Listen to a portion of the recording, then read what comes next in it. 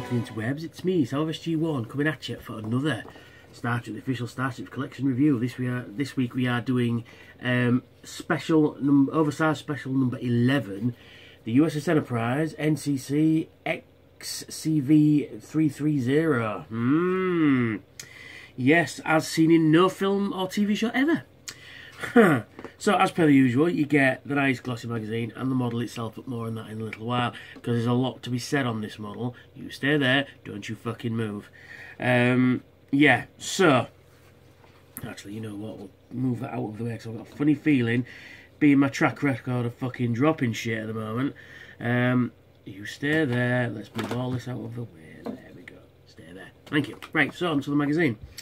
We've got specification, class unknown, registry XCV-330 launched, 2143, speed less than warp 4. So I'm guessing that based on, because this is sort of non-canon, but it's canon at the same time. It's a bit weird. It falls into the not quite sure, you know, pigeonhole, I guess.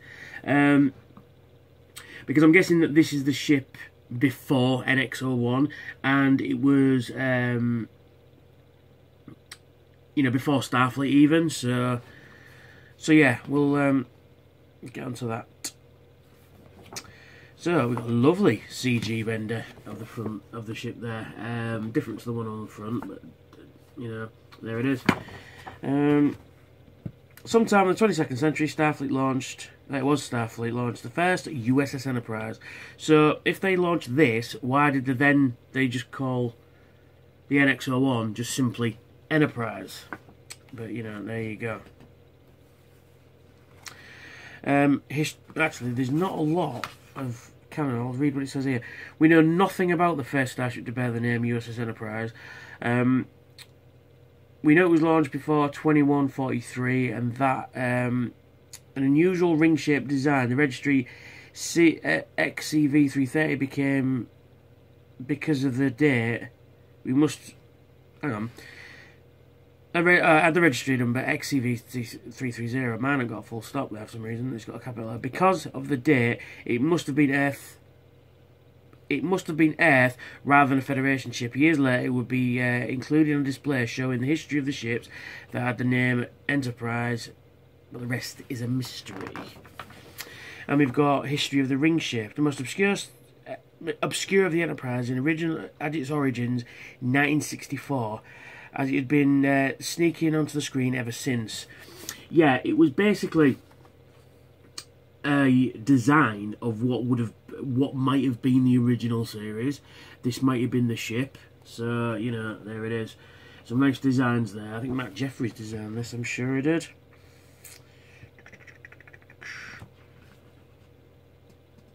Yeah, it was Matt Jeffries, I thought it was. It does look like his art style, to be fair.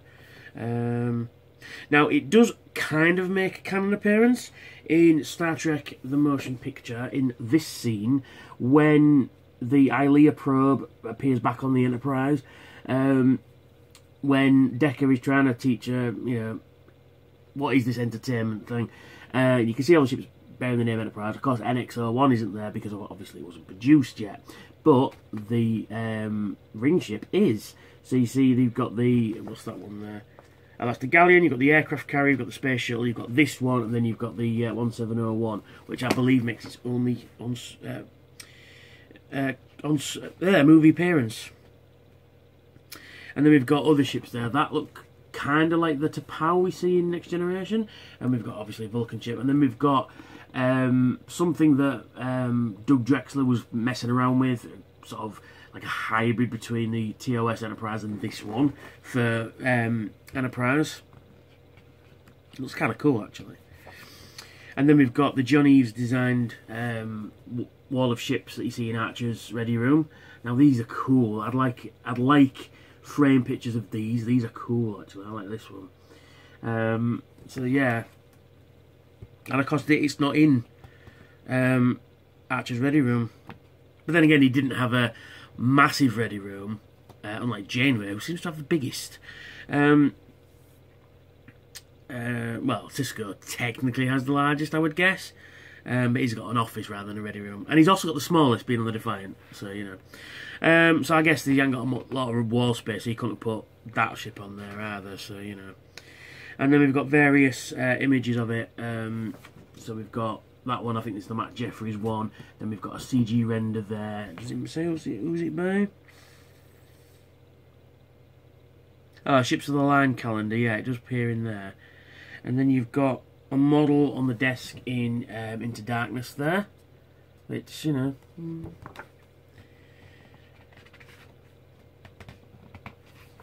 And then you've got motion pictures, Lost Aliens. So we've got different aliens there that you see in the motion picture, sort of in the background. Well, it depends which version you watch. So we've got Mazarites. There's quite a lot of redundant A's and Z's there, I think. Mazarites. Then we've got Randarites, which are these guys, which even the males and the females look alike, which is a bit weird. Then we've got Arcturians. Now, Arcturians are mentioned in Aliens. Yeah, fucking hell, I can't even think today. The James Cameron film Aliens there, I couldn't think of it. We've got Zaranites, Saurians, Konomians, then you've got a shaman priest. I mean, these are just obviously like production photos of like the fully realised costumes and stuff. Really cool, actually. I love all this sort of stuff. Then we've got Megarites, Rigelians, Kazarites, Beetlejuiceans, which is quite weird.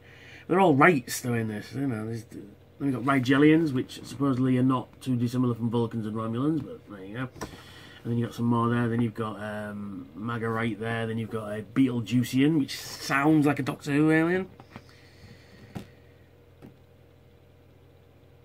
Yeah, so that's it for the magazine. Obviously not a lot to fill it with because of the ship itself and, you know, what we know about it, which is nothing. But it's nice to have a few motion picture things in there. Now, onto the model itself, and as you can see, it's rather nice, isn't it? It's rather nice, rather big, and I like these big... Oh, I didn't notice that. You've got this like sort of pearlescent paint going through there, which is quite nice. Now, I'm going to show you the things that I do like on it.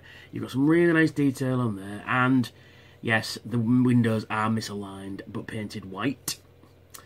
You've got some really nice detailing going on. There's not a lot of Aztecing, but you know, there's not a lot of Aztecing. Take note of this and this. I'll show you that in a moment. And you've got the engines at the back, and I do like the fact that the name and registry numbers inside the rings. And that's quite a cool shot, actually. You can get right up close with this one. Oh shit! Yeah, it's an odd one, but it looks kind of realistic, if you know what I mean. It looks kind of like we could build this now, or at least in the next sort of, you know, 20 years or so, we could possibly build a ship like this. It's got some really nice detailing on there. I think they're supposed to be like the NASA symbols of the time or something. Yeah, both on top and bottom there.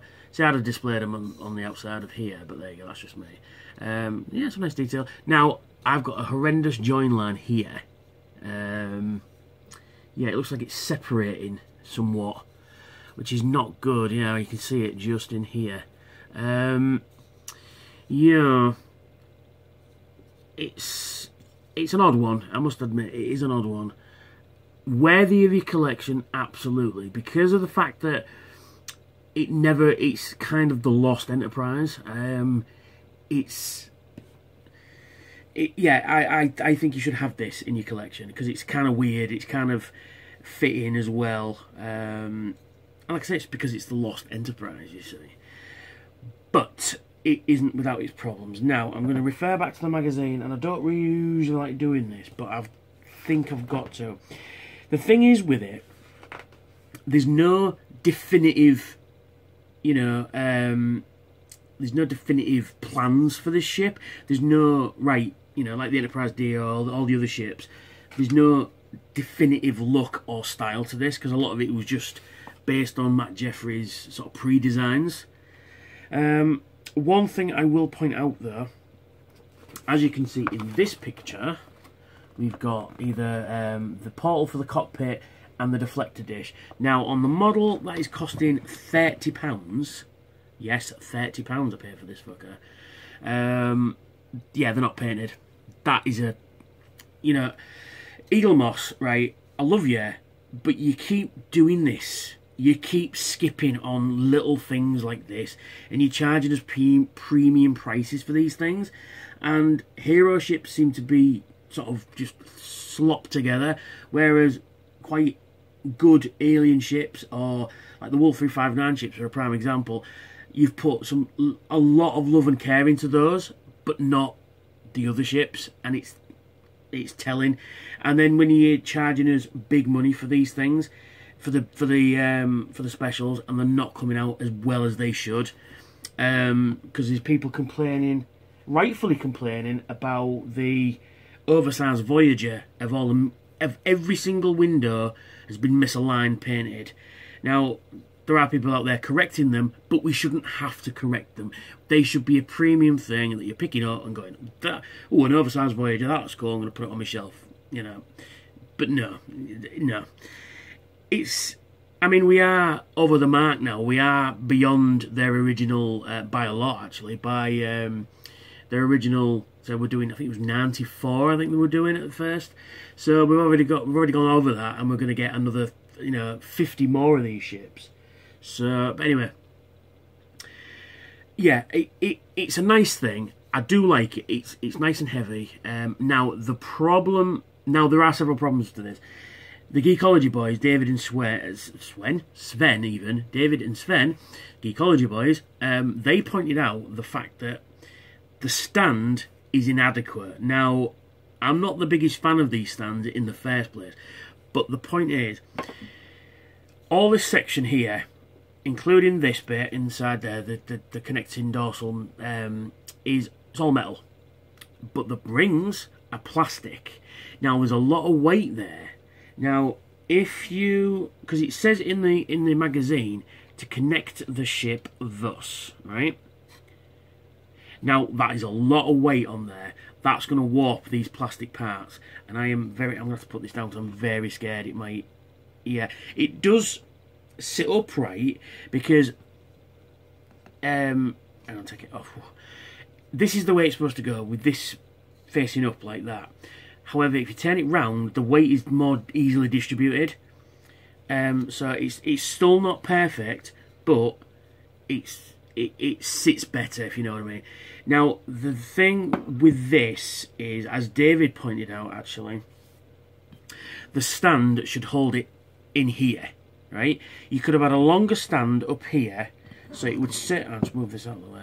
So it would sit on the base. So you could put the base there, and you could either put it through there and hook it onto here. You can't say hook it onto the bit inside there, and it would sit nicely like that. It would be perfect. Then it's holding the ship by this bit, which would then be no problem. Or you could have like a peg that you could peg it on. But the stand as is a bit of an issue. So my advice, as Dave and Sven said, if you're gonna display it like that, because that way the weight is distributed a little bit, and it's probably not going to be that much big of a problem. But still, yeah. Oh, I forgot to mention you get the register number on there, which is quite nice. Am I disappointed? Yes and no. I am happy that I own it, and I'm happy conceptually of the thing itself. What I am disappointed is the half-assed attitude they've got to it. Like I say, it's missing some details here and there, and the cockpit. I can probably fix that with a Sharpie, but it's the stand that's got it for me. Like I say, you could connect it up in there like that, would be so much easier. For the moment, this is going to live in its box until I find a better solution. I believe Dave Lamb's got a 3D printer, and Dave, if you're watching my video, can you 3D print me a better stand for this? Alright? I'll give you a big plug on the video like I'm doing now. If you can do me one of those that fits sort of in here, that connects this bit through there, so we're holding it like that maybe, or even sort of through there, around there like that. If you can 3D print me a stand that's better than this one, that fits into this, into the black bit, I'll be very happy. So yeah, there's an open challenge for you there, son. Give me a message. But we get the stand, and it says U.S.S Enterprise XCV-330, and it's the first run. So yeah, like I say, it does fit on the stand thus, but I am very wary about it. Like I say, until I can get a better solution... All systems are functioning within normal parameters. Computer. I am going to display it in its box for the moment, yeah. So yeah, like I say, I am glad that I own it. But for the money that these things are costing now, I want better. But anyway, that's me. That's me and this review done. Like I said, there are some nice details in there. It's just a shame that they've just missed the point, so to speak. You know. So you know, so you can hold it like that and be a blaster. But it's a lovely thing, though. It's a nice thing. It's a nice... Could this be a normal issue? Yes. I think if this was a normal size issue, the stand wouldn't be that much of a problem. I get the feeling that, just looking at it now, that this should have been a normal issue, and the stand that they would have done for it would have been sufficient. But then again, I think that because it's not canon, and we've had every ship that's been out so far in the main line has been canon. So, but then again, they could have done it a smaller ship like they've done the Enterprise C concept. You know, the what they call it, Titan and stuff like that. Which I've pre-ordered one because apparently it's back on the website, so they must be coming out soon. So when I get one, I will review it. Anyway, I keep going on. So yeah, so that's me. That's this review. Please like, share and subscribe, and hit that notification bell to tell you when I've got new videos out.